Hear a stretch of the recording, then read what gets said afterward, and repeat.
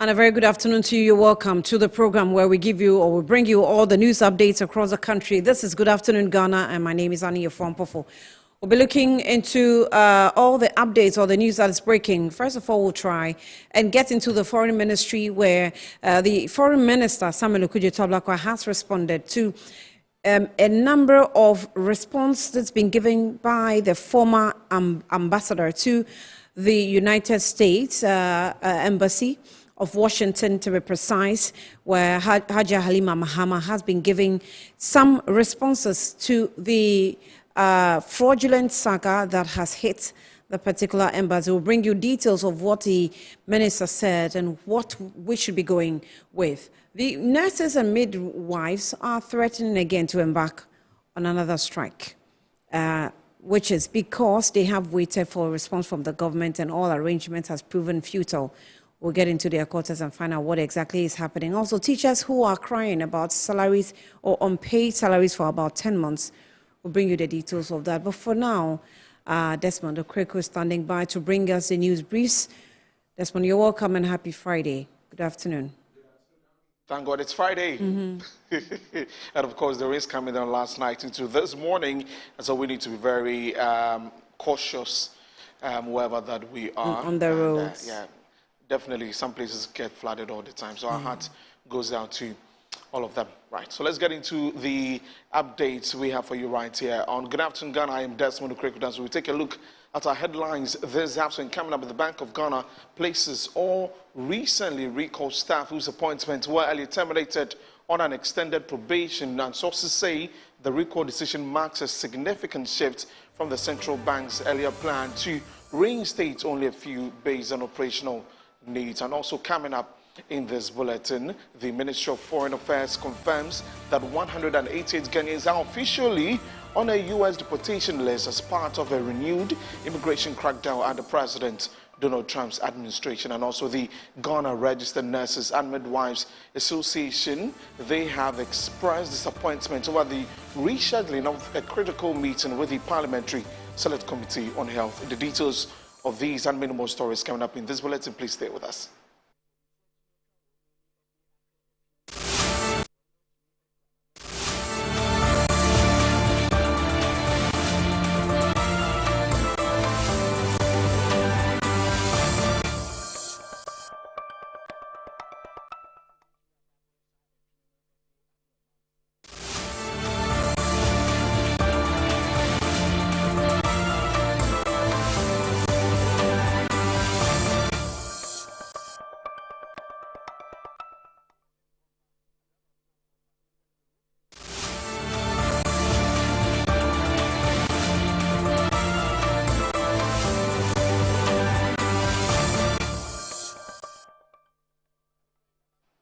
Hello again, many thanks for joining us. We're live on Facebook at Metro TV Ghana and also DSTV channel 277. I will begin from the quarters of the Bank of Ghana because it has placed all recently recalled staff whose appointments were earlier terminated on an extended probation. Now, sources say the recall decision marks a significant shift from the central bank's earlier plan to reinstate only a few based on operational needs and skill requirements. Instead, all affected persons have been given a second chance under close evaluation. According to insiders, the recalled individuals possess skills sets currently needed by the bank, which influence the broader reinstatement. Now, the Bank of Ghana says that such decisions are typically made on a case-by-case basis depending on the specific circumstances surrounding termination and internal workforce needs. So that's the latest coming in from the Bank of Ghana. We'll definitely be keeping our tabs on there. Now, away from that to the Ministry of Foreign Affairs, and they have denied claims by the former Ghana ambassador to the U.S., Hajia Halima Mahama, regarding a contract with former staff member Fred Kwarteng. And the ministry, that's the Minister for Foreign Affairs, Samuel Okudzeto-Ablakwa, stated that the ambassadors lack the authority to sign contracts, and thorough searches of files revealed no record of the alleged contracts. He spoke at a press conference. Halima Mahama has not responded to this matter as well. She hasn't told us why they could not deal directly. Because that was the system where visa applicants do a self-address application so that when a decision is made, the envelope that you have submitted to the embassy with stamps, with the postal stamps, you put the passport in it, the courier companies can pick them up, FedEx, UPS, and they deliver to you. Why did we have to introduce this? So we will make a copy of this contract available. A very unconscionable contract. A contract in perpetuity. Not 5 years, not 10 years, not 40 years, not 100 years. Perpetuity. I'm wondering if that is why some people even out of office think that they should still be defending this contract. I'm really wondering why, if that is a consideration. And then a contract which does not have specific figures. I've never seen anything like that. I've brought here many contracts that we have. For example, the PPP arrangement that we have currently for the passports. There are specific figures. There you had the Minister for Foreign Affairs and Regional Integration, Samuel Okudzeto Ablakwa. Now away from that to Parliament, and the Speaker of the House, Alban Sumana Gbagben, has urged the government to ensure that the 24-hour economy initiative does not become a 9-day wonder. The Speaker noted that the initiative is a very important springboard for increased productivity, bridging the unemployment gap, and also meeting the human resource requirements in the various institutions, including Parliament, which is facing a huge human resource deficit. Alban Gbagben was speaking when the government's 24-hour committee led by the chairman, Gusi Tando, who presented the documents to him in Parliament ahead of the launch scheduled for July 2. The program is made up of 3 anchors: production transformation, supply chain and market efficiency, and human capital development. And those anchors are supported by 8 sub-programs.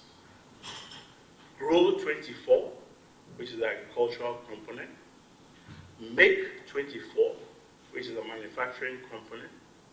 Connect 24, which is the supply chain component. Aspire 24, which is the mindset change, the resetting of the Ghanaian, equipping the Ghanaian worker, Ghanaian bureaucracy with a strong and powerful attitude to productivity and to work flows. Because without that, we cannot achieve the design of reset that is the ambition of all of us as a country, and not just the President's ambition. I recall my response to a concern of the staff that because we changed our sitting hours to 2, it's going to compel them to stay longer into the night. And they were saying that that will be disadvantageous to them because it means they are going to work more hours. They are reporting in the morning 8 and maybe going home 10 or 11, and particularly those in the official reporting division, the Hansard division, the table office and the rest. Yes, journals, they stay the whole 24 hours working here. And my response to them was that they don't have any case at all because we can employ many more. And so you come and work your 8 hours, you go home, another person will take over for 8 hours, the person will go home, another will take for 8 hours. So get more people working here. That will rather reduce unemployment. And I can assure you that the load of work here is unimaginable. People don't understand it. It's too much. Parliaments that I know, not as vibrant and effective as our parliament, are having staff between 10,000, 15,000. For the US and the rest, it's over 25,000. Here, we are still struggling to get 1,000. So we have a lot of opportunity to employ many people here. and to push their agenda of development faster than we are doing. But the mindset of the Ghanaian, which is one of the things we are focusing on, is very crucial. The idea used to things of yesteryears. And when I hear somebody say, oh, but this is how it is done, I know that you are not born yet. The fact that it was done that way yesterday doesn't mean that it should be done the same way today. You know, we have to keep on developing. And so we are excited that this has come, but we need to know more of it to see. And that was the Speaker of Parliament, Alban Bagbin. Now away from that, the National Chairman of the National Democratic Congress, Johnson Asiedu Nketia, has called for the removal of the chairperson of the Electoral Commission and her deputies. According to the National Chairman of the governing NDC, the entire leadership of the EC has become unfit for purpose, thereby calling for their removal. He pointed to what he described as a worrying pattern of electoral mismanagement under the current team. It means that bringing it back into an institution that is fit for purpose, the way it is existing now, it's not fit for purpose. Because you cannot have, with all the laws that we have, you cannot still be having an election that will go into a stalemate. There is no anticipation of any stalemate in elections in any of our laws.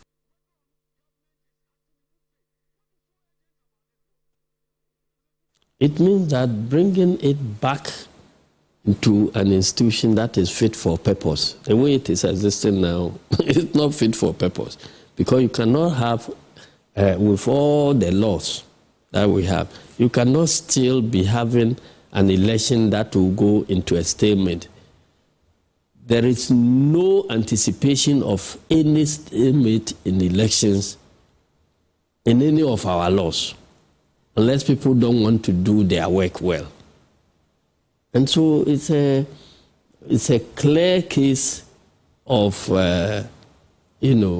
negligence or inability to perform its functions. So it's a good reason why the Electoral Commission needs to be reset. And that is not the only issue. Remember, 4 years ago, there was the issue of SAL. A whole constituency went unrepresented for 4 years. And then, so when this commission, as presently constituted, took over the reins of the Electoral Commission, they have never done an election that is satisfactory. These two major elections, the first one constituency went unrepresented for 4 years, and then their second election is this one. And then with the by-elections, Ayawaso West, Wogon, everything has been removed. So there is overwhelming evidence that this commission is not fit for purpose. And if any serious country will want to maintain this type of electoral commission, then I don't know what the country is about. So there will be a change at the EC leadership? There has to be a change. Jimensa must go? Yes, I think the three top leadership must all go. So that will be the chairperson herself and her two deputies. Yeah. Jimensa, then Bosman Asari, and I believe you've been working, he's not always in the news. Tete. They must all go. They have mismanaged the commission so badly.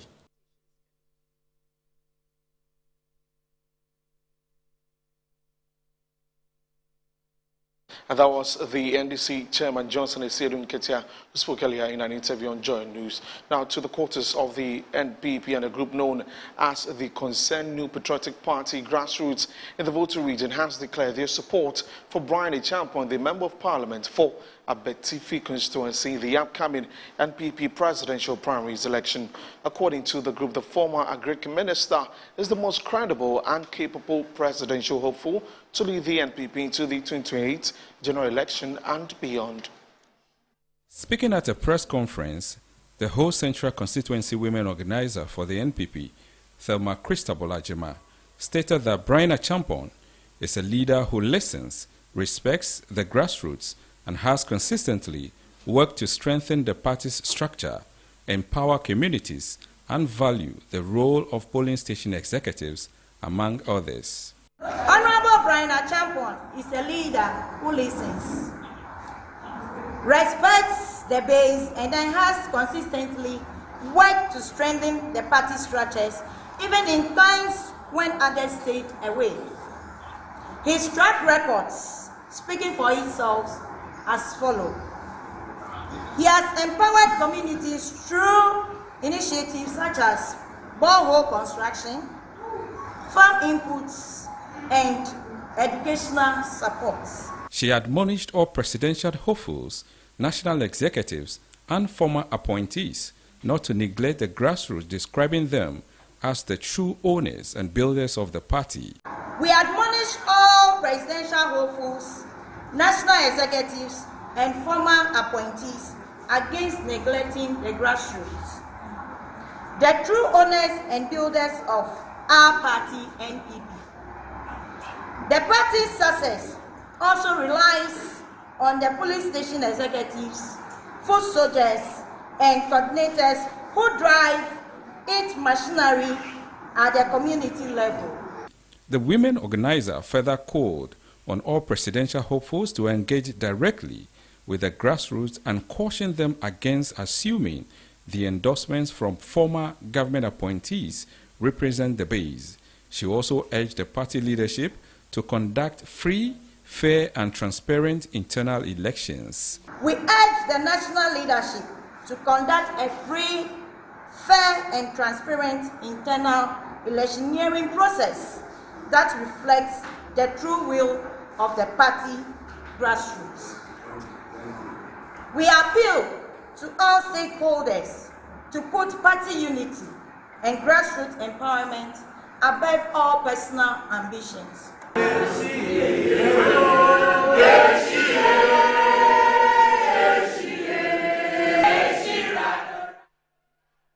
They heard from the grassroots executives in Ho. Now away from that to the Ghana Registered Nurses and Midwives Association, and they have expressed disappointment over the rescheduling of a critical meeting with the Parliamentary Select Committee on Health. According to the association, further delays in implementing agreed demands may trigger a renewed industrial action. The Ghana Registered Nurses and Midwives Association, in a press conference, expressed disappointment over what it describes as a unilateral rescheduling of this meeting with the Parliamentary Select Committee on Health from June 26 to July 10, 2025. According to the association's president, Perpetual Oforiampofo, the notice of postponement was communicated via a letter received from the Parliamentary Service on June 25, 2025. She noted that the strike was suspended in good faith and warned that the committee's decision to delay the meeting could affect the timely implementation of agreed resolutions. The strike was suspended in good faith, and we expect nothing less than a reciprocity of same. The rescheduling of the meeting, in our view, is in bad faith, since it may further delay the implementation of the agreed items. We have, however, decided to give the committee the benefit of hindsight and still trust that their engagement with the Ministries of Health and Finance will be productive. The association demanded urgent action on agreements. We demand the implementation of the 4 agreed items not later than July 2025. This is non-negotiable, and we shall advise ourselves if any attempt is made to further delay the implementation. With the other items, we wish to reiterate our position that we are amenable to their implementation no later than January 2026. We demand that these timelines are clearly captured and signed off at the 10th July 2025 meeting to avoid any ambiguity in the implementation schedule. The association had embarked on a series of actions beginning 2nd June, culminating in a full withdrawal of nursing and midwifery services on 9th June 2025. The strike was subsequently suspended on 13th June 2025 following the intervention of the Parliamentary Select Committee on Health and appeals from the Ghanaian public, particularly patients. Watching the news updates on Good Afternoon Ghana with me, Desmond Okrekudan. So let's now talk COVID-19 because the surge of the disease at the University of Ghana has sparked alarm and disruption among students who are worried about the impact on their academic and social lives. With cases rising, some fear a return to online learning, while others are taking matters into their own hands by wearing masks, sanitizing and avoiding crowds to minimize the risk of infection. I think as students, we've all seen what COVID has done to us as a body in 2021 and 2020. We saw what COVID did to the whole nation as a whole, so yeah, it puts a little bit of fear in us. I think the school has placed in some measures to curb it. Reducing social gatherings and also, yeah, I think the school is doing a very good job at curbing it. So, yeah. Yes, we had it, I think, yesterday. An email was sent to our individual emails telling us the resurgence of the COVID cases and some precautionary measures we should take to help ease it. We are advised to put on our nose masks, sanitize our hands more often, hand washing frequently, and also observing social distancing at crowded areas especially. So I think I saw the message yesterday. The Dean of Student Affairs, they suspended all weeks, graduates, SRC, most of the time, second semester, their activities, so they've suspended it to see how it will go for the meantime then. I've heard information about the resurgence of COVID-19 in the University of Ghana. I got to know yesterday on the news because for this week I wasn't having lectures, so I was not on campus, I'm a resident, so I got to know yesterday. Yeah. Currently there's a ban on social gatherings like hall weeks, celebrations and departmental celebrations. The school has placed a ban on it till further notice. So for now there are no social gatherings going on except lectures. And so, even for lectures, you're supposed to do social distancing. Like there's supposed to be spaces. For some people, it's okay. They said it's okay. It's good. The school puts bans on social gatherings and stuff. But for others, for some of my friends, they told me they're like some artists are coming for their whole week celebrations this week. Some big artists are coming. They were expecting to see them and meet them. So this resurgence of COVID-19 has been a very big hit to them. So they are disappointed.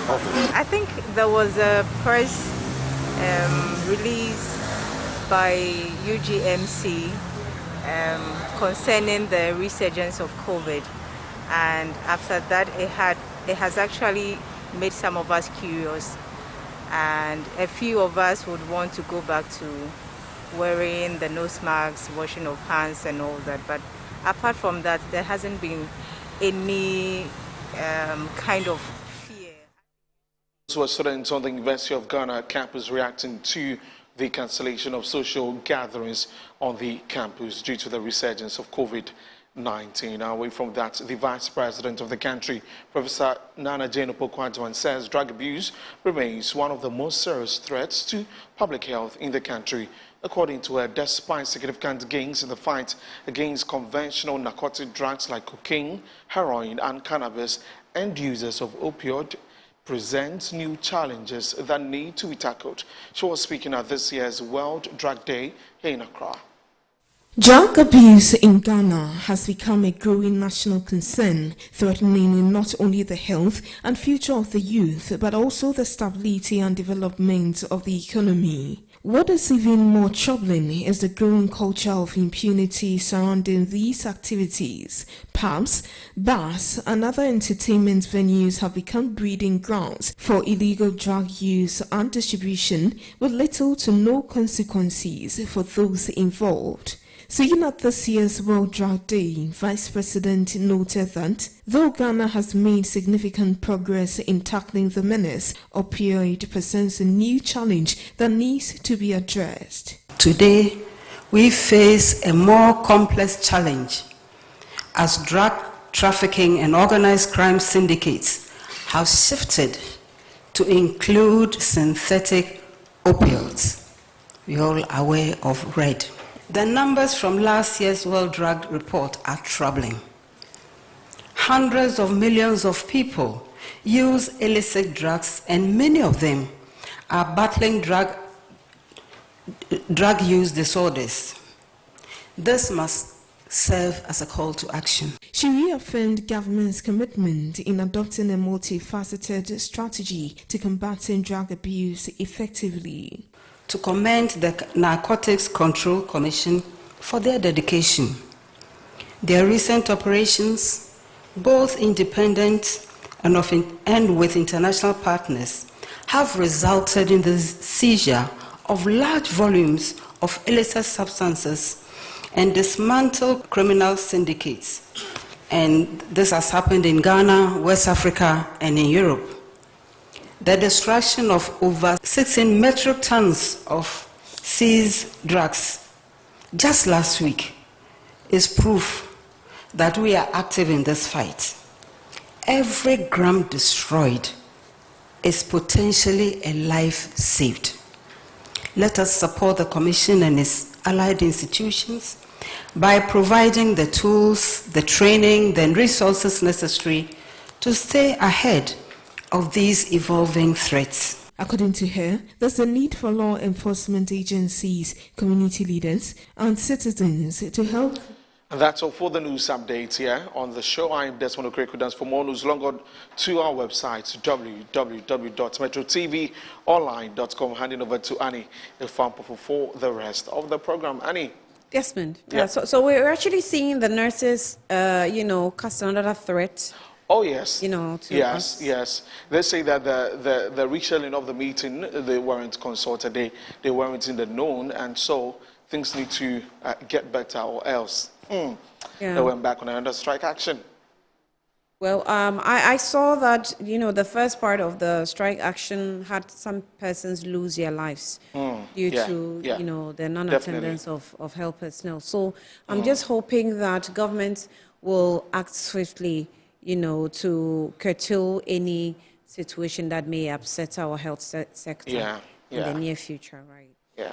Anyway, thank you for the news updates. As always. All right. We'll take a breather. When we come back, we'll get into the issues where last night the Foreign Ministry called on the media and updated the media on various areas as far as the Washington, D.C. fraud saga is concerned, because the former ambassador had been talking to media houses, including here Metro TV. We'll play to you some excerpts of some of the issues she addressed.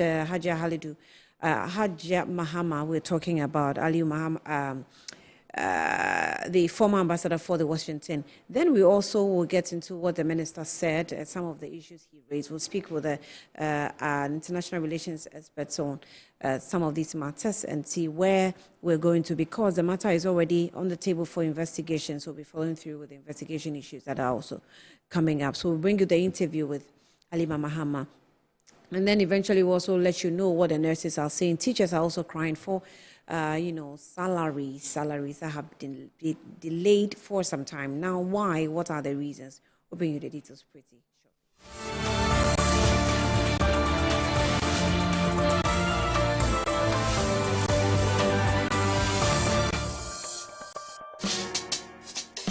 Whether you're a wholesaler, retailer, or consumer, MNC Logistics and Trading is your trusted partner in minerals and food commodities trading.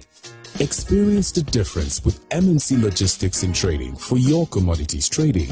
We operate a well-equipped laboratory that smelts and assays gold to ensure transparent, credible, and reliable minerals transactions. Our general food commodity market deals with imports and exports of food products such as rice, sugar, and grains. We pride ourselves on delivering products that meet the highest standards of quality and taste. With our expertise in international trading and logistics, we bridge customers far and wide. Locate us at number 4 Neosai Interfo Avenue, East Legon, Accra.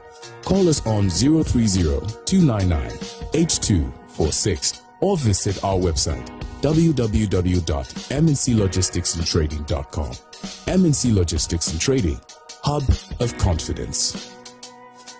I'm here at Mycom JA Limited to show you the Promethean Active Panel, the ultimate tool for corporate institutions, hospitals, schools, and your home. With its crystal clear 4K display and an unbreakable screen with an ultra responsive touch technology, this isn't just a screen, it's a game changer. For corporate institutions and in schools, this active panel can be used for Zoom meetings and PowerPoint presentation. And oh, your homes are not left behind. You can use it to watch all your favorite programs by just connecting to a Fire Stick, and you can get access to channels like Netflix and Amazon, and voila, you are in there. At Mycom JA Limited, we provide you with the best quality products from the United States of America with 1-year warranty. You can get Some movies change the world, and you'll find them elsewhere. Mnet Movies 4 is just in it to change your mood. Great. They turn an ordinary night into something awesome. Make you laugh louder, smile bigger, and feel like a kid all over again. Yay! This is so much fun! The only thing our movies are seriously serious about is making you happy. All month long. On Mnet Movies 4 for the easy, cheesy, silly, funny, snort laugh, classic movies of your life.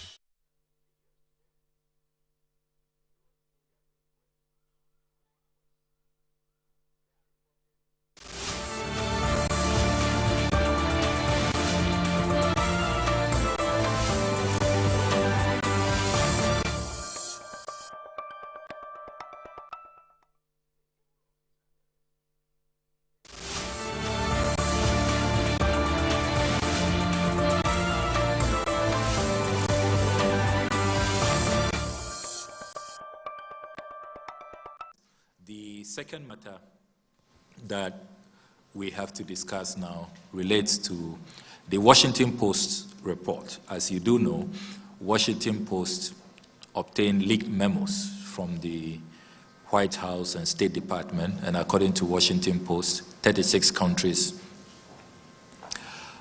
are facing a looming visa ban.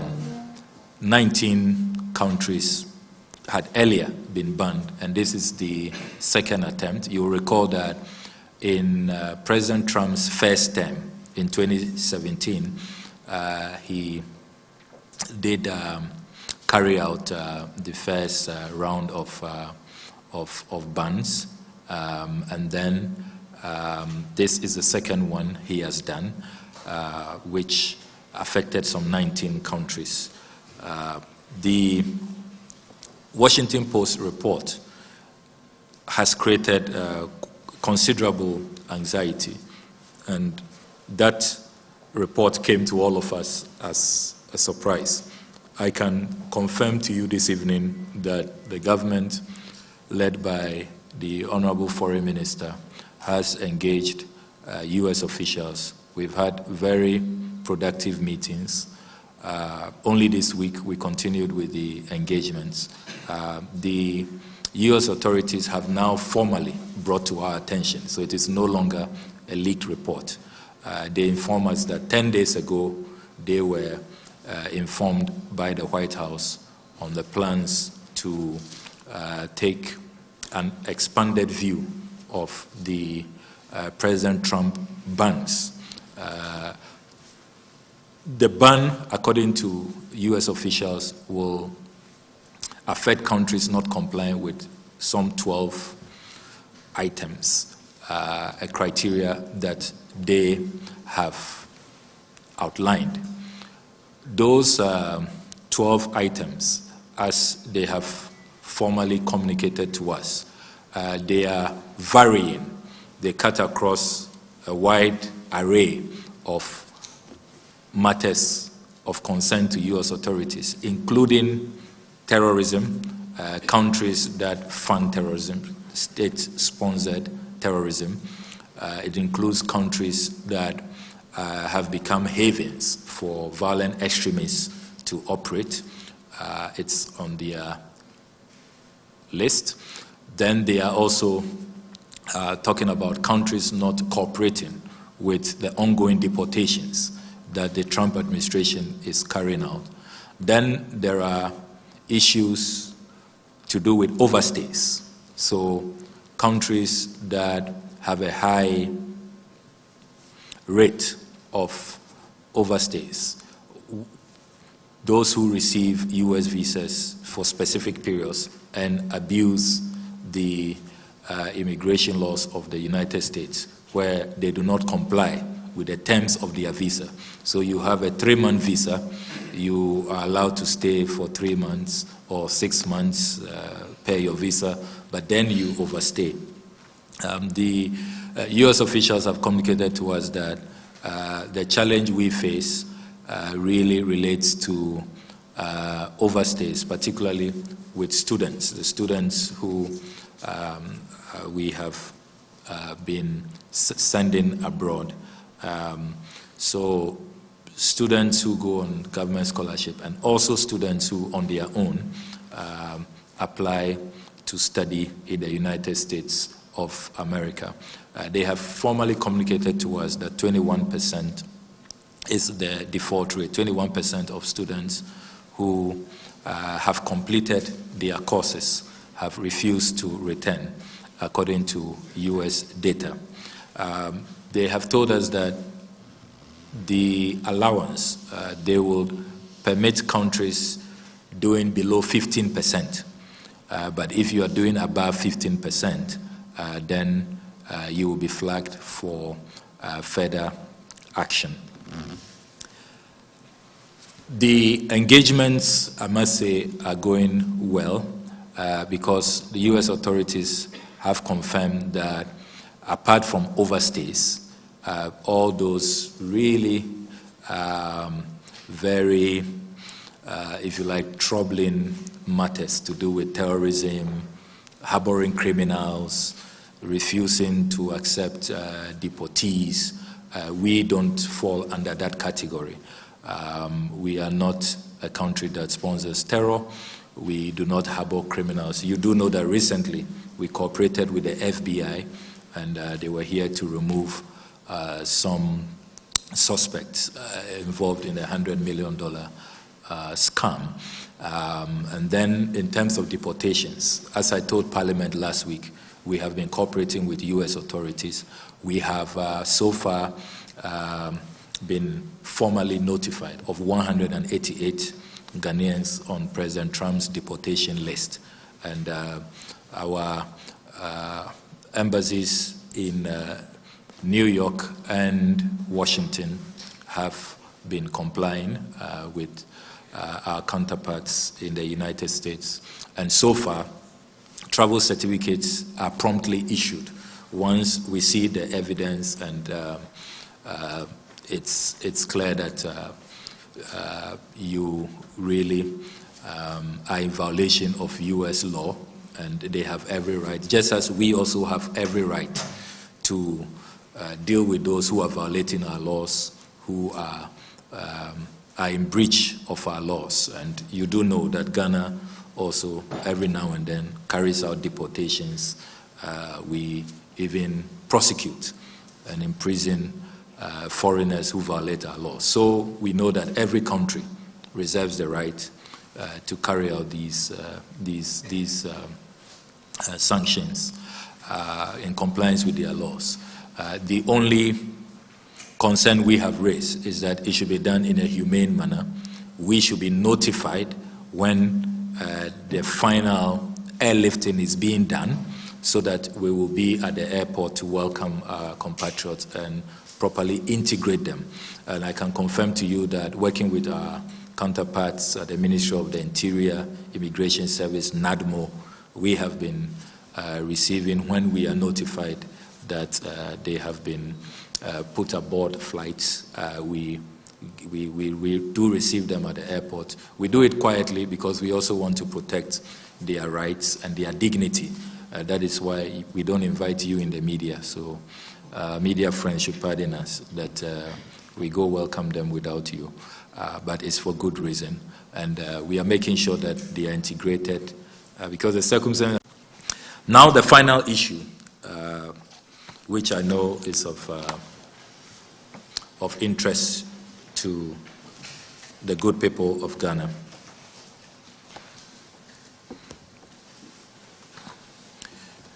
The Ministry of Foreign Affairs has observed that following the difficult but necessary decision to close down the Ghana Embassy in Washington, D.C.,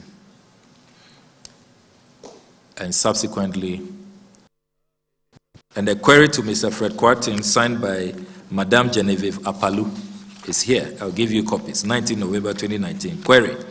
Dear Sir, it has come to the notice of management of the embassy that in September 2019, you modified the embassy's website in respect of visa or passport acquisition process without the necessary express approval. Will you explain why disciplinary action should not be taken against you for taking this unilateral important decision? Your response should reach the undersigned not later than close of work on Wednesday, November 20th, 2019. So this has been going on since 2019. And let me read to you the response to the query signed by Mr. Fred Kwarteng on November 20, 2019. Dear Management, query response.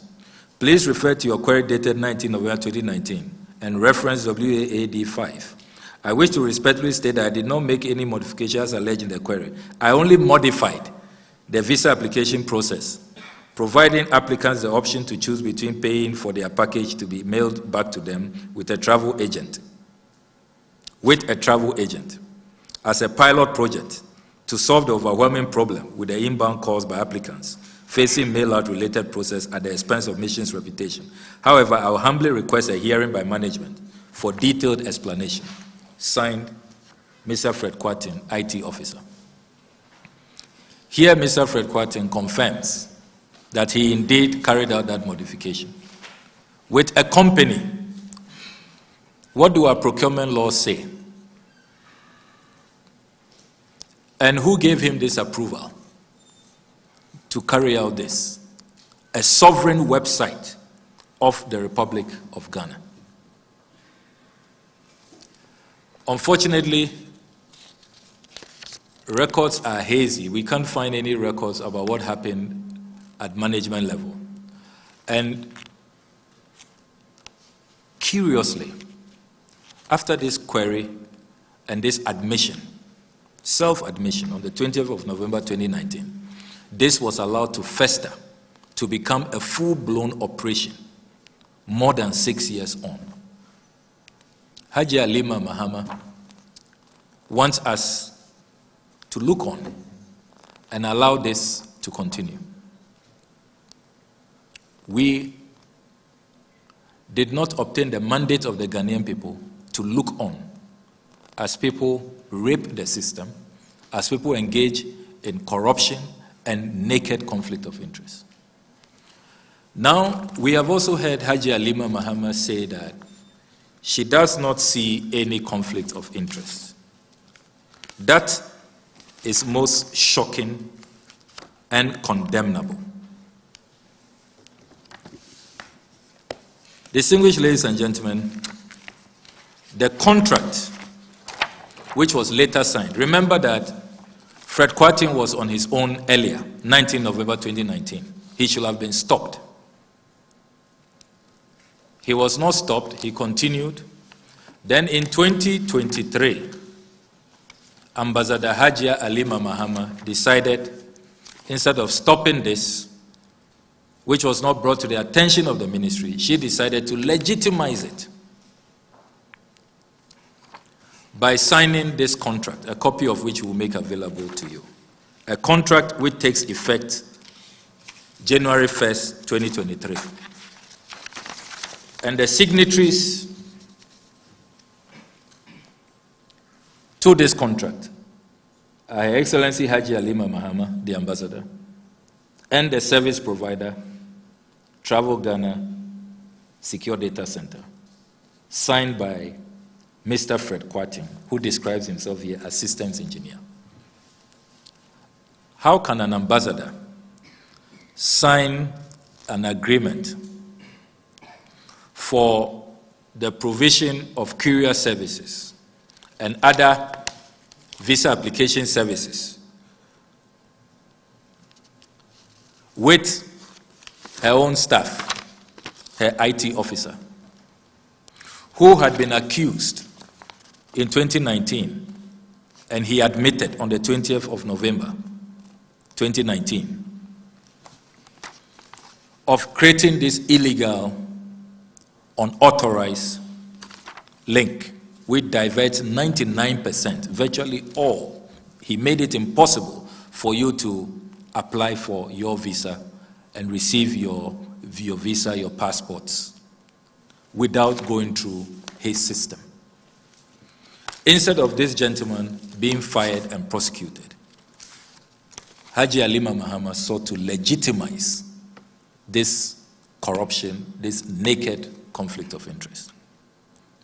I can understand why she's desperately all over the place from one radio station to the other, because she knows that she's really in hot waters. And the ongoing IOCO investigations will soon catch up with her. I really can understand that. But she should not be peddling falsehood, and she should not be seeking, clearly, to distort what the fact-finding team discovered. And she should not downplay the gravity of the infraction and the breaches that are at stake in this matter. Now, it will interest you to know that this contract that Haji Halima Mahama signed, this contract was virtually forever. This is the only contract I have seen that does not have a termination clause. It does not have a duration. It's no period. Fred Kwating was such a darling boy that apart from the glaring conflict of interest, he was to carry out these services in perpetuity. I've never seen any such contract. And I'll give you copies of the contract, and you'll see for yourself. We don't even have opportunities under this contract if he doesn't perform, if there's non-performance, for us to abrogate the contract, to take him on. I have never seen any sweetheart deal of this kind.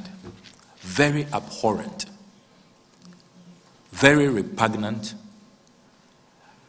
and absolutely unacceptable. Now, what is also extremely worrying about this contract is that this contract does not give Fred Kwating any ceiling. When you read this contract, there are no figures. Fred Kwating can charge any amount that he wants. Can you believe that? So no wonder when the average FedEx, UPS mailing rate is between $6 to $10, he was charging between $29 and $60. And some have said that they even paid more. Now, the claim that the embassy so desperately needed courier services beats our imagination, because you are dealing with companies that offer courier services. FedEx, UPS, USPS offer a full package, and most of our missions use these services. Indeed, next door, the New York mission, they deal directly with FedEx, with UPS. So what was so spectacular about Fred Quarten's company. What was so superior that we needed this company in the middle, that we couldn't deal directly with FedEx? How come New York, the New York mission, is able to deal directly with FedEx?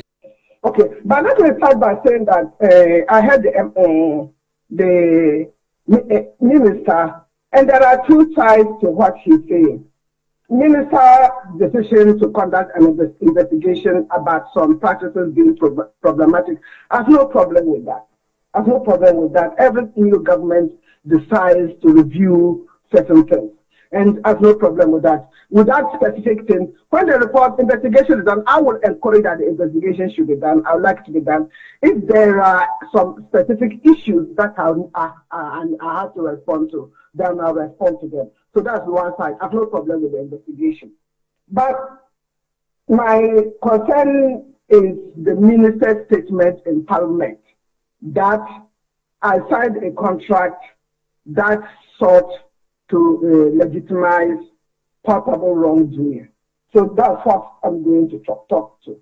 The contract I signed with the company that you just mentioned was to get the company to provide the spice services for people, applicants who decide to choose the services of the company. It was optional. It was not mandatory. If they choose their services, fine.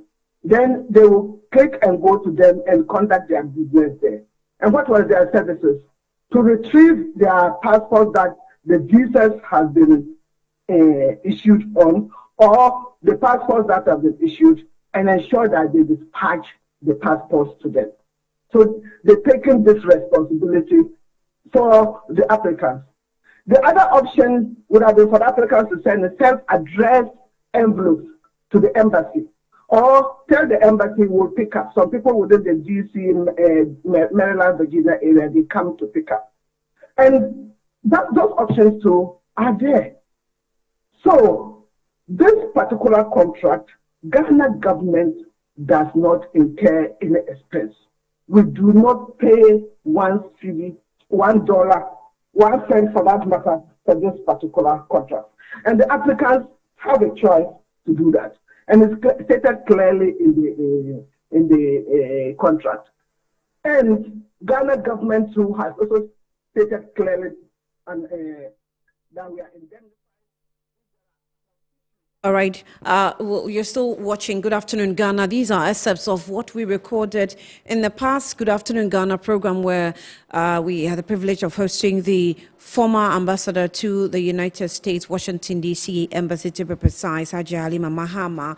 And also yesterday had the opportunity to also be at the Foreign Ministry to listen to the Foreign Ministry or Minister, who gave some responses pertaining to the responses that have been coming from the former ambassador Hajia herself. And so Honorable Okudjo Tablako has made certain issues, giving us some details, and then also updated us on the status of Ghana being on the red list of visa-banned countries.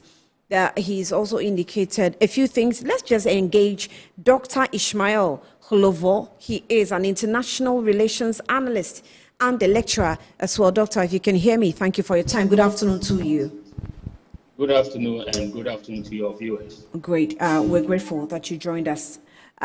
So it's just a plethora of issues that the foreign minister engaged us on, and definitely one has to do with the reforms at the passport office. Let's start from there. Reforms at the passport office. So far, we know that a lot of issues are happening within the reforms, activities going on at the office. We're told that 100, also an 88 of Ghanaians face deportation, also with the red alert issue of visa bans from the United States. The minister has indicated that he's also assisted the already more than 50 people who have been brought into the country, except for the fact that for issues of bad publicity, we don't put cameras on that, but we are in the process of bringing some more Ghanaians down. A total of 188 Ghanaians have been profiled and programmed to be deported back home. I'll start with the reforms. Do you think that it is very necessary for the actions and the activities being undertaken by the Foreign Ministry as far as the work of the Passport Office is concerned? Yes, of course, because passport is a national document, a very important one at that. And so occasionally countries will have to try to reform their passport acquisition process and passport issuance processes, just to ensure that the right people get access to the passport and that the passport is of the highest security. So that if your passport doesn't meet the highest standard, sometimes traveling becomes difficult for your citizens. Or if other nationals can easily acquire your passport through various dubious means, over time, other countries become worried when people are using your passport. So yes, occasionally it is justifiable to try to look at the passport process and try to make it more efficient and also more convenient for citizens who will need the service so to go through it. So what the Passport Office has resorted to is to engage the services of delivery where personal passports will be delivered directly to persons who have applied for their passport. In fact, we told, just want to get the exact number, but the minister has indicated the number of Ghanaians have received their passports through the delivery services, even in the midst of or amidst complaints that persons are complaining about the fact that they are unable to receive their passports on time and in time. Maybe because it's a new procedure, there are some challenges, but that is the arrangement to get rid of for want of better expression, Goro boys, as we put it, within the premises and the official duties of the passports processes. Yeah, so once you are engaging courier services to deliver passports to people in their houses. Okay, so the number we have is 79,230 chip-embedded passports have been delivered via courier. Yeah, that is quite impressive. But you must also give option to people who want to pick it directly, because it's not everybody that may be in the position to pay your courier service to deliver. So it should be optional, and of course it improves the efficiency with which you deliver passports to people. But as it is, you must be very careful in selecting the courier services that are delivering the passport. And I'm sure that the minister, having criticized the embassy in Washington for a similar arrangement, will not make the mistake of handpicking a courier service that is not effective. So given the number that they have delivered so far, that is quite impressive. Of course, as a starting process, you have some challenges, and because also some of the houses in Ghana, we have not, although we have done a lot to improve numbering of houses, but one of the things that you may find out also is that somebody is staying in the house and apply for a passport and may move out, so they may have few challenges. So I'm sure that over time, the limitations, the challenges will be resolved and to be smoother than what it is now. Now let's deal with the issue of the personal delivery of passports and those who will be delivered. Do you think that we have a right as a people? I think so far we do not know the courier services the foreign ministry has engaged, I think. But they have been delivering the passport, so maybe by way of delivering of the passport, you might know. And then also the fact that people must pick their passports personally. He's saying that minors are exemptions. So as for that, I'm sure the families or the parents may want to do it for their children. But there are also some strict decision that the process has been so robust that it removes a number of too many bottlenecks that have wrecked the passport processing activities? So what he said is about passport delivery. So in the sense that the passport has been issued and then the courier service will deliver it to you.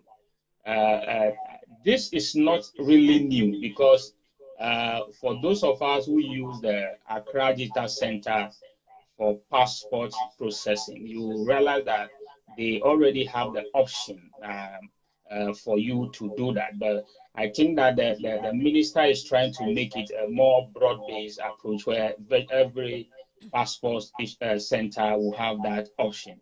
And of course, you can't deliver somebody's passport to another person. So normally, if the courier service maybe is instructed to deliver the passport only to the rightful owner of the passport, because passports by their nature are very sensitive documents. So it's not something that somebody else is allowed to pick on your behalf.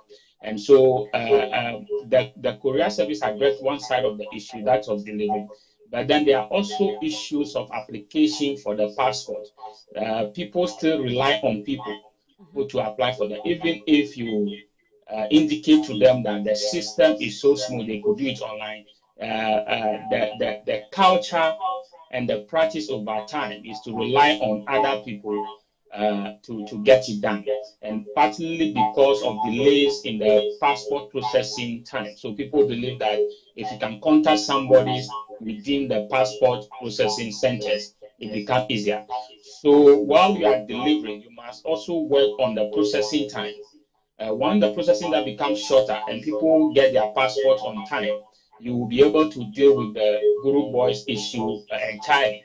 But if delivery is okay, but then application and processing is still a challenge, the Guru Boys will still find a way to operate within that system. So I think that we should also have a more robust public education on how the passport application process operates. We should have a time frame within which somebody who applied for a passport maybe can appeal, can lodge a complaint, and that will inform the minister and those that's running the passport system on the average time it is taking the system to deliver passport. So if, for instance, we are relying on information from the passport processing units on the average time they take to issue a passport, you may get a different picture. So the alternative is that you must create an avenue for citizens who feel that their passports are not processed on time to be able to reach out to either the passport processing centers or the ministry to lodge complaints and give the interval, the point they apply, and so forth and so on. And once that happens, we'll be able to know the time frame within which passports are processed. And once passport processing time is reduced and people are assured that if they go through the normal channel, their passports will be processed and delivered, I'm sure that then you can talk about the fact that Guru Boys will be reduced to the barest minimum.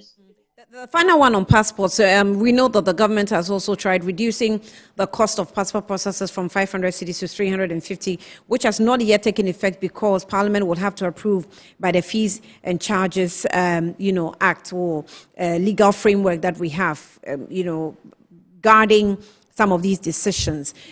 Do you think that it is fair for the announcement where Ghanaians continue to pay the 500 until this legal procedure must go through? I think that we must also understand that the minister and those manning the ministry are also politicians, and they communicate both as political people and also public servants. So he communicates in a way to keep the party base, the political game ongoing while he delivers on it. So on that light, I think that it is politically correct to do that. But then when you talk about delivering services, then you say that, well, you should have gone through all these processes, and when you announce it, an effective date is set, and then people know that when I apply for passport, this is the amount I'll pay. This kind of thing always creates problem for those manning the passport centers, and they sometimes create the impression that they are the ones cheating the system, because the person may have heard that passport processing is reduced, and sometimes it can be miscommunicated that the passport processing fee has been reduced to 350 Ghana. Then he goes to the nearest passport processing center, and then he's asked to pay 500. Sometimes you create the impression that there's somebody there who is not doing the right thing. But then, as I said, we must appreciate that these are politicians who are also in the business of political communication, in as much as they make public service. So yeah, but the best approach would have been to reform the law, to review the law, and then come to town and announce it, and then we all will have seen that reflect. But I think that because it was a campaign promise, when they came into office, they have to then think through the implementation and look at the consequences of reducing that. So now that it seems they are very sure that when they reduce it, it will not affect the operations of the passport unit. They are now going ahead to see to the review of the law and subsequent implementation. Right. Doc, let me take you to the what the reforms U.S. as a government is also embarking on, where, of course, Ghana finds itself in the list of countries that face potential ban from, the visa acquisition procedure. The minister made it clear that there are 12 items that the Ghana government in our, meetings with the U.S. government was made clear to. It includes terrorism sponsorship. It also includes haven for extremism, where your country is also used for haven as haven for extremism. Cooperating with deportation exercises and being undertaken by the government, U.S. government, and overstay. Now, where Ghana found itself very guilty or highly guilty is the overstay item. Which mostly you find that students who get admission into schools after school find themselves in jobs. Your education permit, he made it clear that the education permit only permits you to go to school. It's not necessarily a permit to, work with, but that is where we fall short. And as a country, we're fighting it. Currently, we have the 188 Ghanaians who have been profiled are in the process of being deported back home. We have already started receiving some of them. Where are we in all this? Because I think the minister made it clear that he is in talks to get Ghana off this list of U.S. ban. Yeah, so as he indicated, the ban for a ban to come into effect, there are several considerations by the U.S. where the Ghana fine is culpable is the issue of overstay. So it is quite unfortunate that we are being grouped in the same category as those who are sponsoring terrorism, those who have become safe haven for terrorists. So this is a lesser offense compared to the other issues that the U.S. is raising. So it is possible for us to try to negotiate this one, and it is encouraging that the government is in a process of negotiating and see how they can get Ghana off the list. But then you understand that the issue of student visas is always going to be a problem, because over time many Ghanaians have thought that the easier way to get into countries like the US is through the student visa route, and so many people have taken that route, not necessarily to go and acquire skills that they will come back and facilitate the development of this country, but because they see it as the easier approach to entering the US and other countries. So what it means is that we must find a way to reduce people who may not genuinely want to go and study, but only to go and stay in the US. That can be done if we also encourage our universities to have joint programs with universities in the US, so that it is not always necessary, if it's critical, it's not always necessary for you to travel to the US to get that education. If we don't negotiate this very well and get ourselves off the ban or restriction on student visas, what it will mean for us is that over time, those who genuinely want to acquire skills that are not readily available in the country, in the US, will be denied access. And then the number of people over time who will be having access to US will be lower. And given that the US remains a major destination for Ghanaian immigrants, those Ghanaians who are looking for greener pastures, and given the volume of remittance that Ghana receives from the US, a restriction in the long term will reduce the number of Ghanaians living and working in the US, and that is also not economically encouraging for Ghana. Of course, we have demonstrated that we are cooperating with the US to deport Ghanaians who have overstayed their visas. As from the minister's speech, it means that the issue of non-cooperation cannot be seriously leveled against Ghana, and that is encouraging, because one of the issues that Trump has picked on in the recent past with Ghana during his first term, it was that Ghanaian authorities were not cooperating in terms of deportation. And so we must find a way to continue the cooperation, of course, receiving our citizens. And it's encouraging that we are just not bringing them back, but we are also taking effort to reintegrate them, because if the reintegration process is not well handled, the coming migrants may be in a lot of trouble here, and the tendency to return to the US through whatever means will become higher. So it is encouraging that we are not just receiving them, but then putting in structures that ensure that they are well reintegrated into the Ghanaian society, because reintegration comes with issues. I mean, yesterday the minister actually mentioned that apart from keeping the whole process under wraps, the government is also ensuring the reintegration, a smooth reintegration exercise for these persons who have been brought home. Why should reintegration be the burden of a government? Yeah, because these are Ghanaians who have stayed abroad, and it is the states exist to protect the interests of its citizens. And if the state does not take measures to properly reintegrate them, one of the things you will find is that they may, for instance, if the person comes without the economic resources to help him settle here, he may then be forced to look for a way to go back or engage in crime and other things that is not in the best interest of the state. And those who are coming back are also coming back with expertise and skills that the state can benefit from. So yes, reintegration, you assume that, well, after all, he's an individual who has returned from the US and should be left alone to do whatever he wants to do. But then proper reintegration also stops them from going back.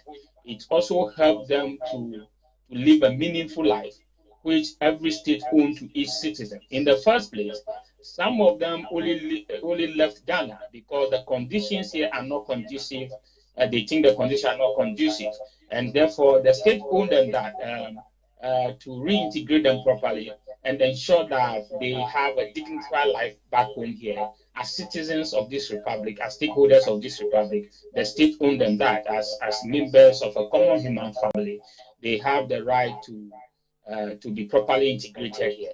So yes, reintegration is a very important aspect of trying to deal with migration. One of the reasons why people who want to overstay their visa is the fact that sometimes they went out there with high hopes, and those hopes were dashed. But then coming back becomes a problem because of social-cultural issues, stereotyping, and so forth. For instance, if assuming I travel to the US and I stay in the US for 2 years, And then I realized that the opportunities I was thinking will be available in the US were not available. And I decided to come back home empty-handed. You can imagine the kind of social stigma. Initially, of course, they will receive you, but over time, people will see you as a failure and so forth and so on. And the psychological impact you have on these migrants. So you have to understand it from that perspective. If people realize that if I come back, there are structures in place to help me to reintegrate, they may not want to overstay their visa. So the way you treat those who return, those who are deported, will also influence those who are facing the dilemma of either to stay, overstay the visa in the US or come back to Ghana to voluntarily repatriate back to Ghana. So it's very important that the state commits resources to reintegration of migrants. I think that it's time we develop schemes that allow voluntary return migration, so that if people go out there, acquire skills, and they feel like the opportunities there are not significant for them, they should be encouraged to return home voluntarily instead of waiting to face situations like this deportation. So integration is in the best interest of Ghana, even if you want to address the fact that people will want to overstay their visa. It's one of the approaches. If it's well handled, people will voluntarily return and be reintegrated into the Ghanaian society. Do you think that the government must extend with a certain level of education for us to be clear? So this is not diplomatic issues as usual. Yes. So if as we said, if it is established that our students are overstaying visas and so forth and so on, then there's a need to provide public education. There's also the need to put in those structures that ensure that, for instance, if I acquire a foreign degree and opportunities, how does the state help me to reintegrate into Ghana? When those structures are there, it encourages voluntary return so that people don't overstay their visa. But the long term of all this is that you have to address the socio-economic drivers of migration. The kind of situation we create here that are forcing young people to leave the shores of Ghana. In the long term, if you don't address it, migration will always become a problem for you and the developed nation, because young people are looking for opportunities, and these opportunities don't seem to be available here, and the condition is not so conducive for young people to start businesses, for young people to do what they want to do. So yes, you need public education. But you must also put in the structures that will encourage them to return. You must also put in the structures that ensure that those conditions that are forcing them to leave are eliminated or reduced to a very minimal level. If those conditions are reduced, people will feel happy at home, and there's no need for them to migrate. I'm not sure that somebody wants to go and be an illegal migrant in another country if he finds opportunities in Ghana that enable him or her to live the same life as he would have lived in the US. And public education must also go to the line that it is not always the case that when you travel outside this country, you will make it. Some people travel and never make it. And equally, you could stay in this country and make it. But when the chances of making it here are lower than the chances of making it outside, then it becomes very, very lucrative for somebody to find whatever means they can find to leave the shores of this nation. Yeah. That's a responsibility on the government as well. But Doc, if you permit me, can I just take a quick breather so that we'll come back and tackle the issue of the fraudulent saga that hits the Washington, D.C. Embassy office? You're so watching Good Afternoon, Ghana. Let's take a quick breather.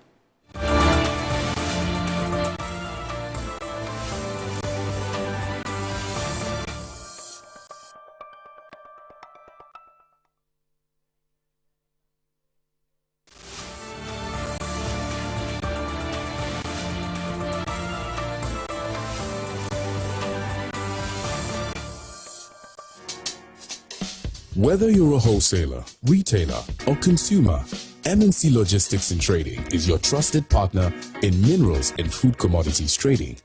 Experience the difference with MNC Logistics and Trading for your commodities trading. We operate a well-equipped laboratory that smelts and assays gold to ensure transparent, credible, and reliable minerals transactions. Our general food commodity market deals with imports and exports of food products such as rice, sugar, and grains. We pride ourselves on delivering products that meet the highest standards of quality and taste. With our expertise in international trading and logistics, we bridge customers far and wide. Locate us at number 4 Neosai Interfo Avenue, East Legon, Accra.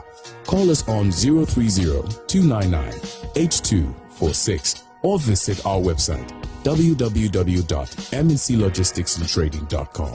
MNC Logistics and Trading, hub of confidence.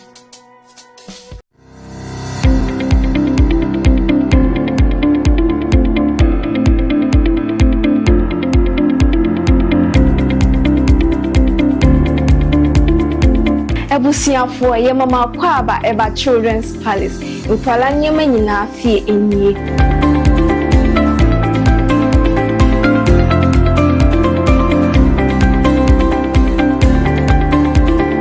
Yonkwala ntade mani mema nyina ntare nyina wase. Yonkwala shoes, yonkwala duane, yonkwala wipes, yonkwala diapers, yonkwala toys, baby coat. In fact, bibia opama umanyina obenye biwa ase.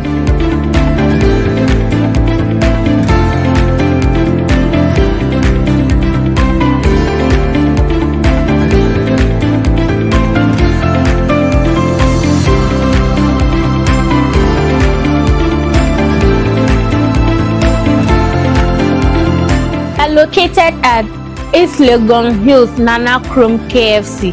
Contact us on 059-6377-172. Children's Palace. Happy children, happy fashion. See you soon. Bye-bye.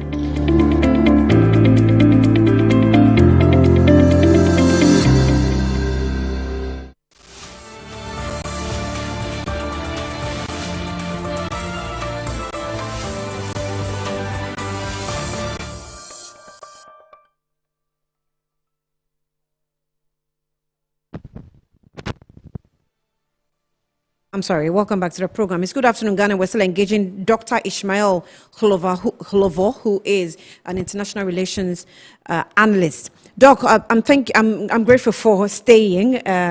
So let's deal with the third issue, of course, that has to do with fraudulent activities allegedly in corruption that hits the embassy.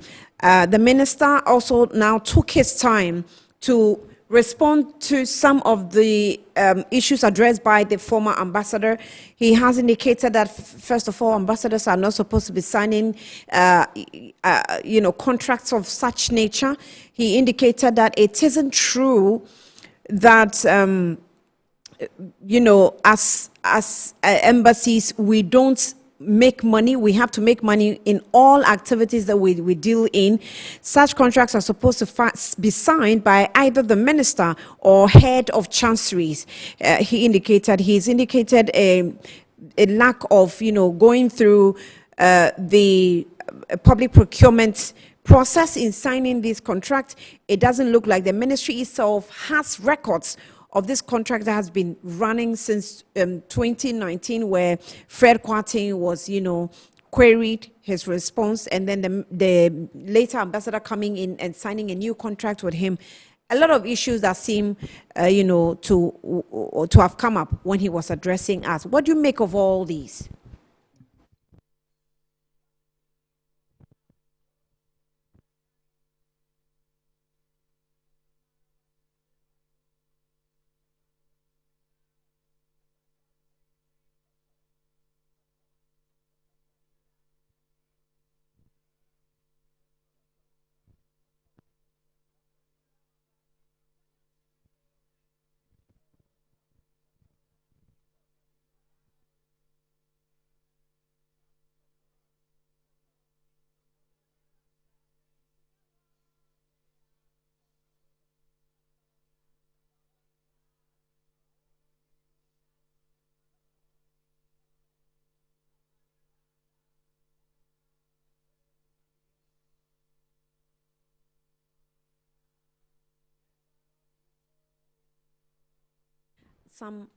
quite some amount of money. The minister actually addressed Parliament about a week ago, detailing what we have lost as a country once we entered into the agreement with Fred Kwarteng. Yesterday, the minister took his time to address the media on all updates that he has come up with, hoping that the details that have been served with the corruption agencies will facilitate the investigation as soon as possible, so that we'll come to the conclusion of it. Doc, thank you for coming back. Let's see if I can hear you or you can hear me.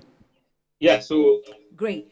So I was referring to the Washington D.C. office fraudulent activity that we're dealing with now, and the minister has made mention of quite a number of issues that he thinks that the former ambassador is not being forthright with the people of Ghana. What do you make of all that? He says that the ambassador was not supposed to sign that contract because it's not her work, it's the work of the minister or head of chancery. He said the ministry so far doesn't even have records of this particular contract that we had with Fred Kwarteng, or we signed with Fred Kwarteng or the GTC as a company.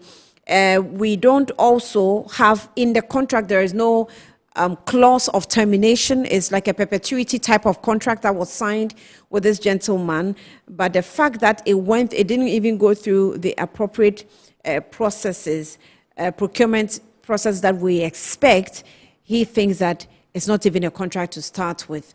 Where do you think we stand as a country as far as this matter is concerned? So as a country, I would say that first of all, it was quite unfortunate that the whole embassy was shut down and diplomatic staffs were portrayed as if, I mean career diplomats, as if they were criminals who were looting the Ghanaian and the other public in the United States. If you look at carefully the evidence that the minister presented, it shows clearly that the diplomatic staff then were very cautious of what was going on, and they demanded answers. And that means that when they pick those informations, a higher authority, in this case, the former ambassador, somehow would have intervened along the line. And therefore, that ensured that that process continued. And so I still disagree somehow with the way those career diplomats were portrayed in the process of trying to clear it up. Now, to the substantive issue of what actually happened there, I believe that these are the shortcomings which are associated with appointing politicians to go and head missions who are not career diplomats. And then when we appoint them, they don't go through the necessary training to acquaint themselves with the procedures and the processes of doing things. I think I'm losing you. And then position yourself. Hello? Is it better? Is it better? Can you hear me now? Can you hear me now? Hello? Yes, Doc. Hello? Okay. So in as much as politicians will have to also get appointed as diplomats, when you appoint them, they must go through various processes, including training on the public procurement, including basic diplomatic training, to be able to understand how crucial their roles are. And in this case, although the former ambassador thinks that nothing untoward happened, it is clear from if the minister's submissions are right, that the processes through which the thing was awarded were not appropriate, because when the issue was first dictated, the embassy staff or the management of the embassy wrote to him, and the response indicated that it's a piloting. So piloting means that there should be a baseline agreement with the gentleman has that agreement. We don't know. To permit somebody to say that I'm piloting, and then before piloting, there must be a process of selecting among various companies that can provide that service.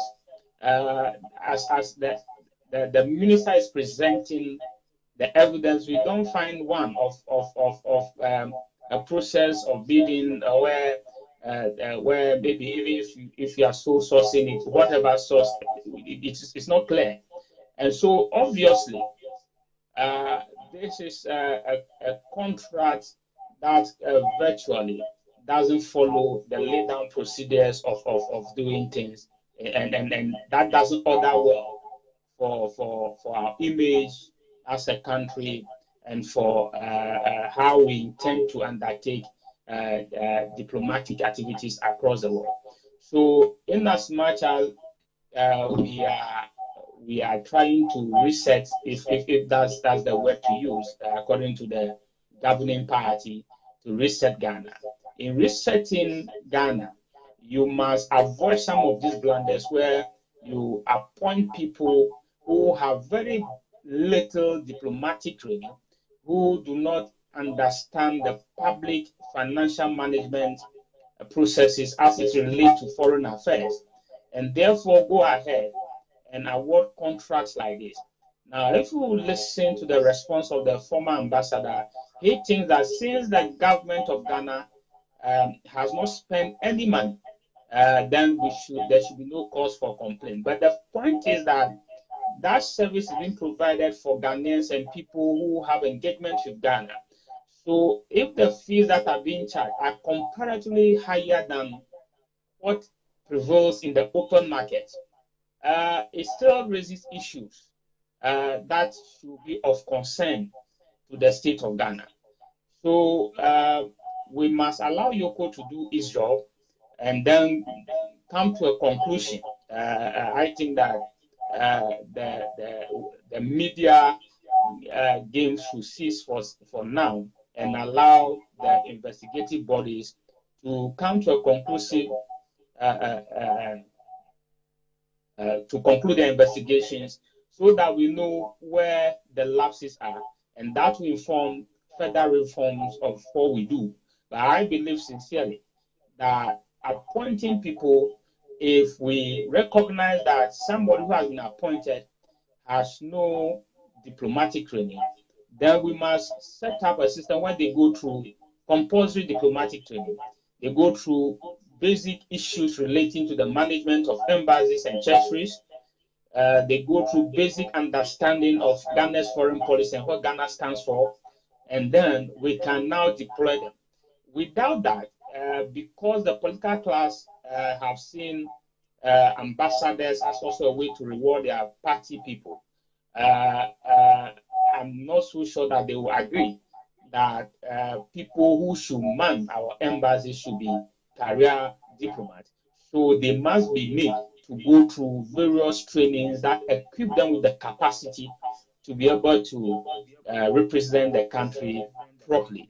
So that some of these things that we are seeing, which are quite damaging to our image and our reputation, do not repeat themselves.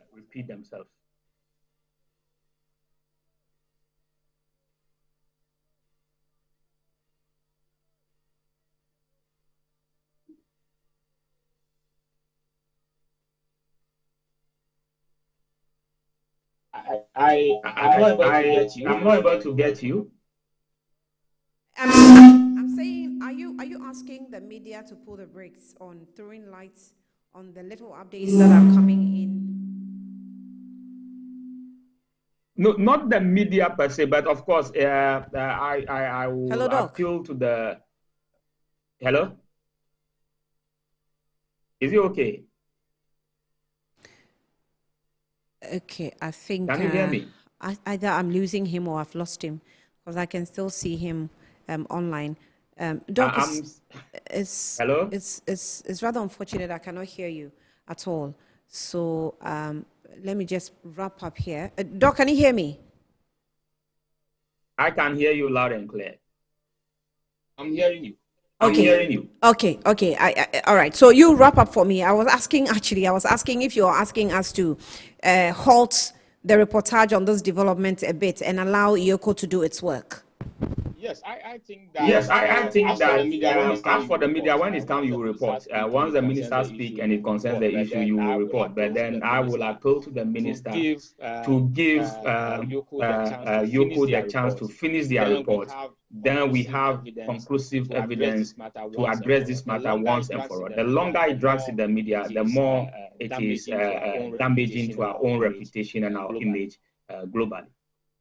All right, Dr. Ishmael Clover, we're grateful for your time this afternoon. Thank you so much for spending this much time with me on this issue that have arisen within the international sector. The foreign front, where the foreign minister is leading quite a number of issues spanning from the passport office and the reforms that are happening there, and then to the red alert or the possible ban of Ghana among other countries from the USA and, visa refusals. But Ghana is dealing with one issue among 12 different items that a lot of countries are guilty of. And the one that Ghana is leading has to do with the overstay, and especially students are guilty of this charge. And so the ministry is taking, steps to see if some diplomatic talks can go on to remove Ghana from the list. So be advised accordingly. And then we also have updates of the fraudulent saga, the allegations that hit the, Washington, D.C. office of the Ghana Embassy. And we are now also dealing with that with the investigation.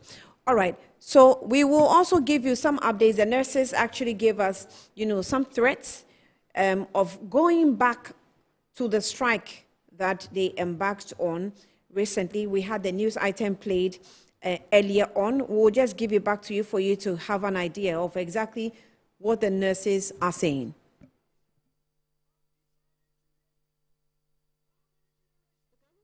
Nurses and Midwives Association in a press conference expressed disappointment over what it describes as a unilateral rescheduling of this meeting with a Parliamentary Select Committee on Health from June 26 to July 10, 2025.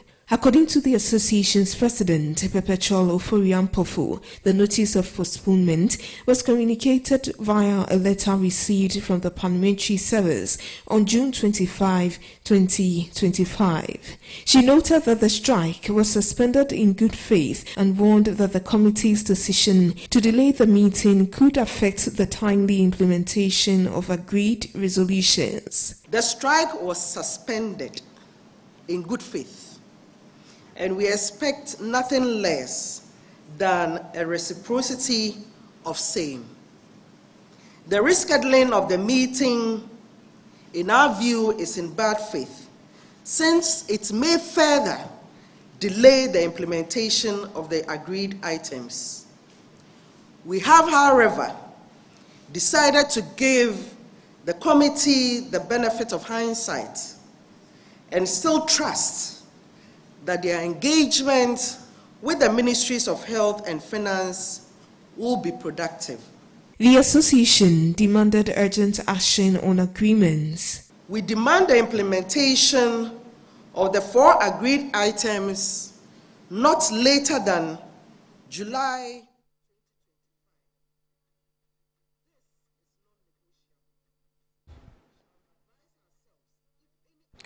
All right, so those are the nurses who are giving, a deadline. 4 items agreed with these professionals and government, and they are expecting that government will abide by it. But another professional group that is also, having certain challenges is the teachers, or newly recruited teachers. I'll say a group of newly recruited teachers stormed the premises of the Ghana Education Service to demand a 10-month unpaid salary and as well as staff IDs. Now, according to the teachers, the lack of staff IDs is hindering their ability to access the payroll system. So we have David Ofosuda, a convener of the aggrieved newly recruited teachers association. And let me speak with him. David, thank you for your time. You're welcome to Good Afternoon, Ghana. Okay. Thank you, and then good afternoon to your viewers. Right. Now, the demonstration, I'll say, that you put up, I think yesterday or 2 days ago, you put it under what condition? We will say that we were waiting for our leadership to address our issues for a while now, and we never heard anything from them. So as a result of that, we decided that we will visit them, and this time the visit is not a normal one, but then they are going to hear from us whether they like it or not. That's the reason why we and our members pulled up in our numbers at the Ghana Education Service to take it. Okay, so these teachers who went demonstrating, are you from different schools? Actually, we are from 15 regions, and then 15 regions, different districts, and then different schools across the country.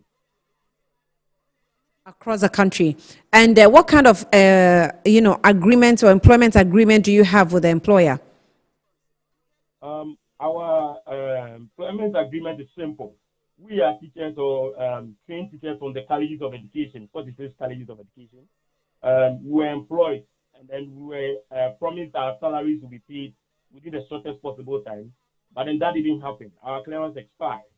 So we were waiting that then GES and then the Ministry of Education will liaise with the Finance Ministry and then seek extension of our clearance for us to be paid. But unfortunately, that's not what is happening. So we decided to visit them. Are you saying you're trainee teachers? Yeah, we are trainee teachers. Trainee teachers? Yes, from the colleges of education, public colleges of education. So your contract lasts how long? Our clearance was supposed to expire in December 2024. Yes, apart from that, we are teachers who have been posted to various schools to teach or so we retire on pension. Your contract expired in December 2024. So that is the financial clearance on which we were recruited. Expired 31st December 2024.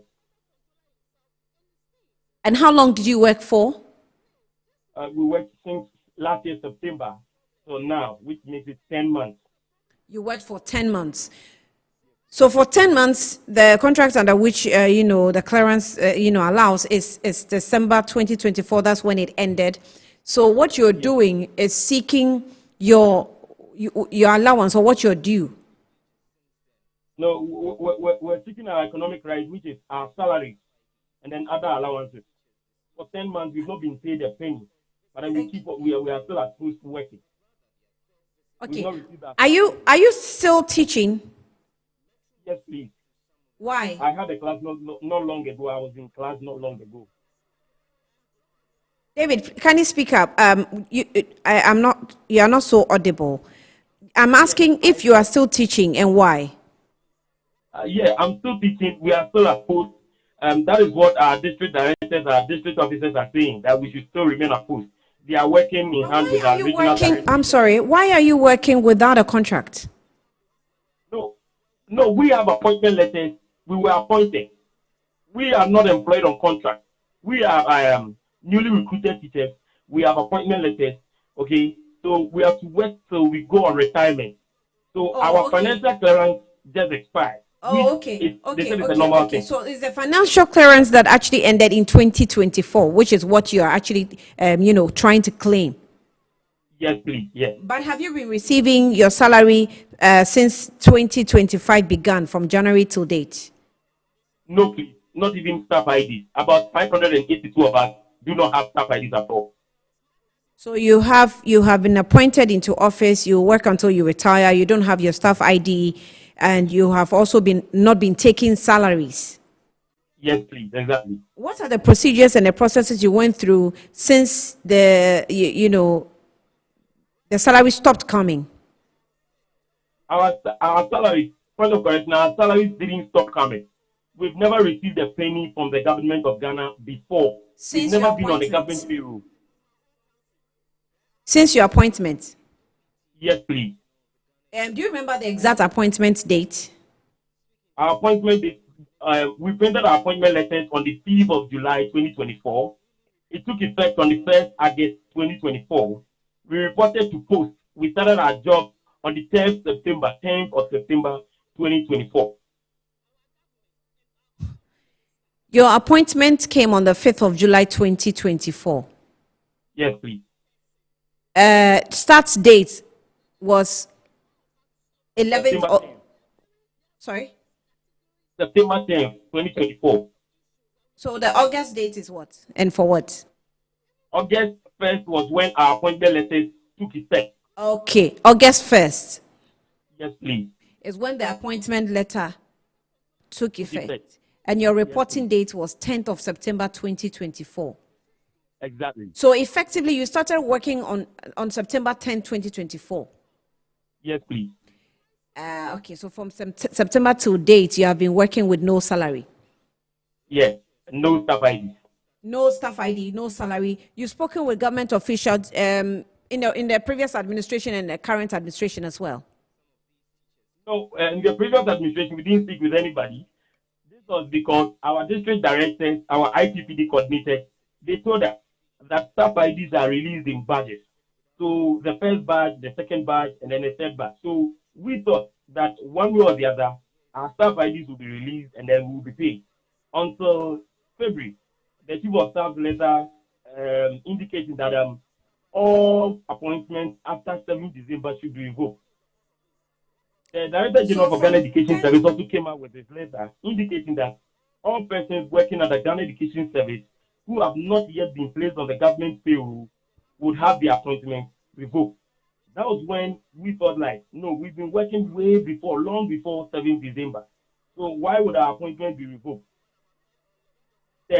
Our union, that is NAT, and then the rest, they had an agreement with the Director General, and then the Director General promised to reinstate us. So we went through the process of revalidation. They looked through our appointment letters to check if they are genuine. And then after doing that, they realized that, yes, we from the Colleges of Education, we have our appointment genuine from the Ghana Education Service. So they promised to reinstate us after 7th of March to 14th of March for the validation. And then from there, we didn't hear anything from them.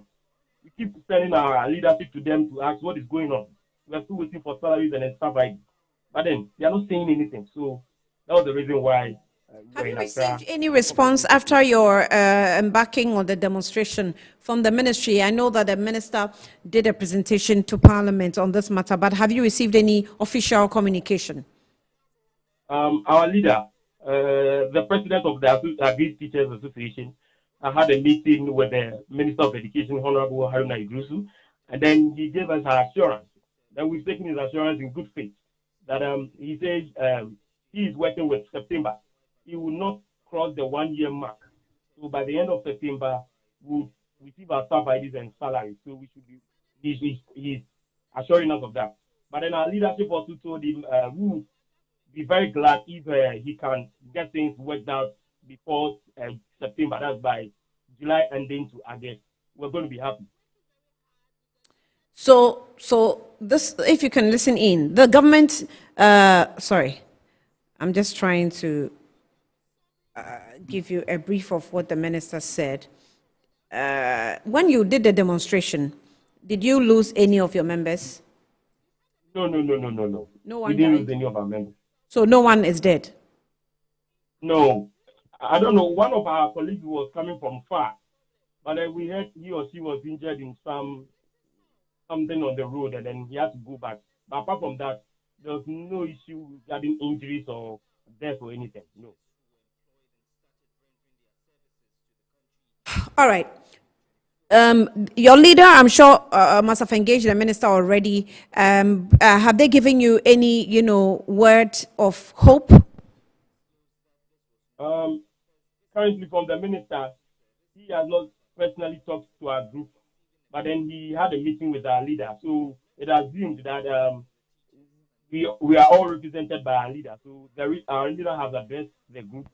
Then the group is very optimistic and very hopeful that then the minister would do as he has promised.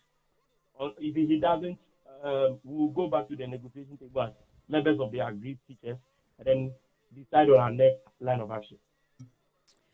All right, David Ofosudakun, if you don't have any other, matter concern to raise, I'm sure I'll leave you here. All right, thank you very much. Thank you very much. David Ofosudakun is a convener for aggrieved newly recruited teachers who were demonstrating a few days ago. The minister has actually gone to Parliament to address the House and has indicated that it is in talks with the Finance Minister for clearance of what the teachers are due. And I'm sure Metro TV as well will follow through and bring you some more updates of that. In the meantime, Udora Ketting here on Good Afternoon Ghana. This is what time will allow us. My name is Ania Frampo. Thanks for watching. Good afternoon.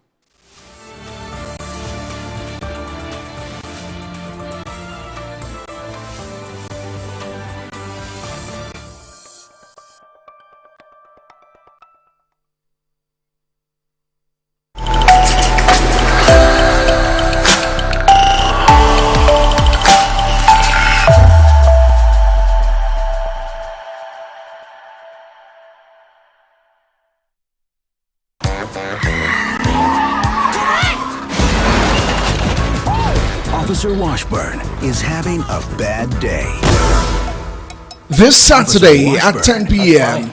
You jumped in the right cab today. I don't usually stop for white guys. My way of balancing the universe.